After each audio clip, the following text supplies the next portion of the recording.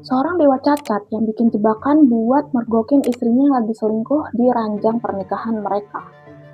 Kok bisa? Ceritanya gimana? Kita bahas.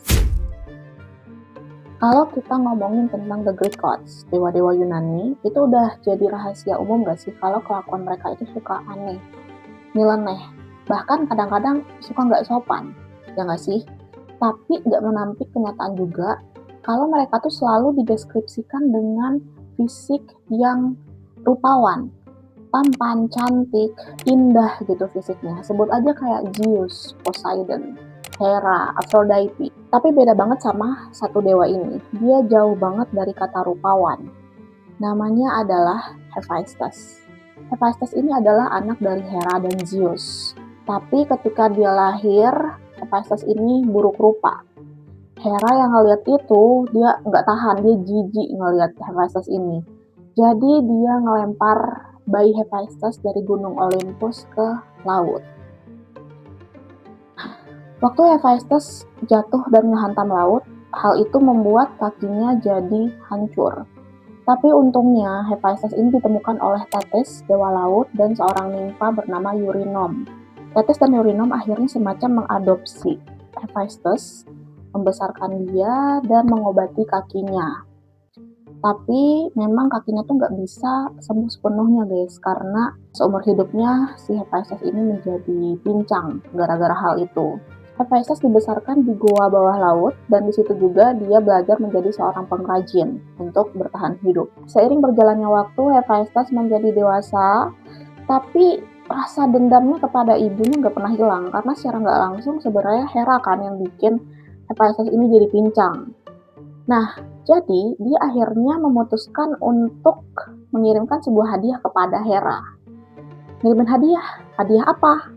Dia kirimin Hera sebuah tahta yang terbuat dari emas, yang benar-benar indah banget, berkualitas tinggi. Hera yang terima hadiah itu nggak ada curiga sama sekali. Dia langsung duduk di tahta yang berlapis emas itu.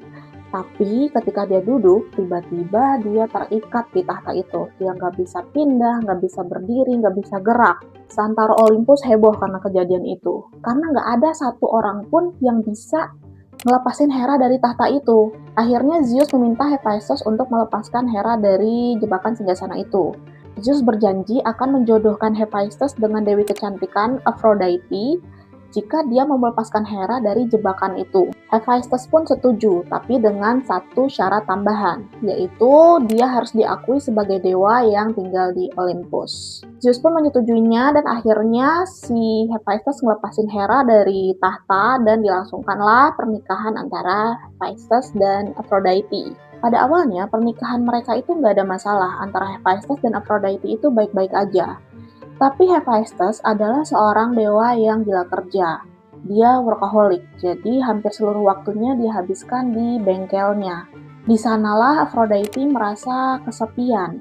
Dia jarang ketemu sama Hephaestus dan selalu sendiri. Di tengah-tengah itu, Ares, dewa perang, melihat peluang untuk menggoda Aphrodite. Di sanalah dia mulai melancarkan akal bulusnya untuk mendekati Aphrodite.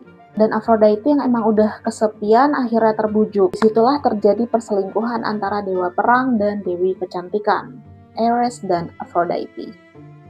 Ares dan Aphrodite ini sering banget ketemu secara diam-diam untuk pacaran dan bermesraan. Tapi suatu malam, penjaga yang ditugaskan oleh Ares, Electryon, itu tertidur. Helios gak sengaja nih ngelihat mereka lagi selingkuh, lagi pacaran, lagi bermesraan. Helios ngadulah ke Hephaestus. Hephaestus menjadi emosi. Tapi alih-alih langsung ngelabrak mereka, Hephaestus ini nyiapin sebuah jebakan buat mereka. Hephaestus merancang sebuah jaring emas yang hampir tidak terlihat, lalu meletakkannya di ranjang mereka. Ketika Ares dan Aphrodite sedang bermesraan di ranjang itu, tiba-tiba jaringnya mengangkat mereka dan mengikat mereka.